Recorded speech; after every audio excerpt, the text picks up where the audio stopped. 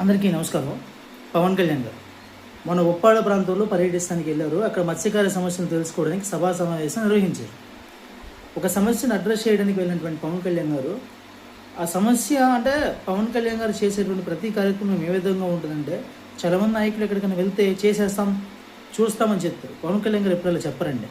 ప్రతి విషయాన్ని క్షుణ్ణంగా పరిశీలించినటువంటి తర్వాత, సాధ్యాసాధ్యాలను అంచనా వేసుకున్నటువంటి తర్వాత ఏ విధంగా మనం ఈ కార్యక్రమం ముందుకు వెళ్ళాలి అన్నటువంటి ఆలోచన చేసే వ్యక్తిత్వం పవన్ కళ్యాణ్ గారికి మొదటి నుంచి కూడా రాజకీయాల్లో మనం చూస్తూ ఉన్నాం. 2014 నుంచి కూడా అలవాటు ఆయనకి.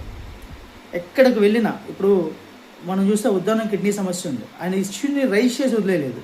ఆ ఉద్దానం కిడ్నీ సమస్యకు సంబంధించి అక్కడ వాటర్ ఎక్కడ కంటామినేట్ అవుతూ ఉన్నాయి, అక్కడ ఏ విధంగా మనం చేయాలని కొన్ని బోర్స్ కూడా అక్కడ వేయించినటువంటి పరిస్థితి ఉంది. స్పెషల్ డాక్టర్స్ టీమ్ని తీసుకొచ్చి ఆ ఇష్యూని అడ్రస్ చేసినటువంటి పరిస్థితి కూడా ఉంది. అమరావతి రాజధాని రైతుల భూముల విషయంలో కూడా చూసాం. ఆ రోజు మనం అక్కడికి వెళ్ళి కూర్చుని ఖచ్చితంగా దీని గురించి నేను మాట్లాడతానని చెప్పారు. ఏ విషయం తీసుకున్నా విషయం కంటెక్స్ట్ తెలుసుకుని, ఆ సందర్భాన్ని తెలుసుకుని, దానికి జరిగినటువంటి సందర్భాన్ని లోతుగా విశ్లేషణ చేసి, అధ్యయనం చేసి, సాధ్యాసాధ్యాలని పరిశీలించినటువంటి తర్వాత ఆ విషయం మీద ఒక స్టాండ్ తీసుకోవడం అనేది పవన్ కళ్యాణ్ గారికి అలవాటు. ఉప్పాడలో ఇది మరొకసారి మనం స్పష్టంగా చూసాం.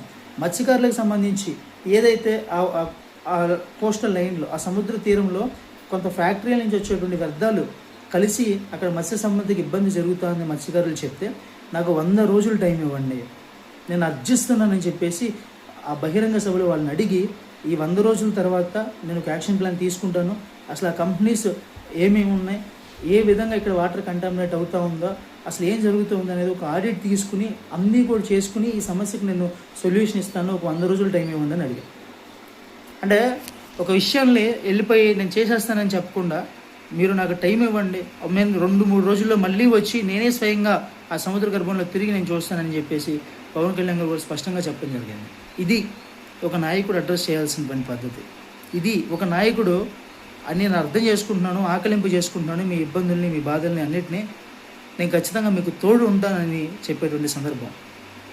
ఒక పవన్ కళ్యాణ్ గారి నాయకత్వం అనేది సదా ఆచరణీయం. మాలాంటి వారు సర్వదా ఇప్పుడు కూడా గర్వంగా అనిపిస్తుంది ఆయన చేసేటువంటి రాజకీయాలను చూస్తూ ఉంటే.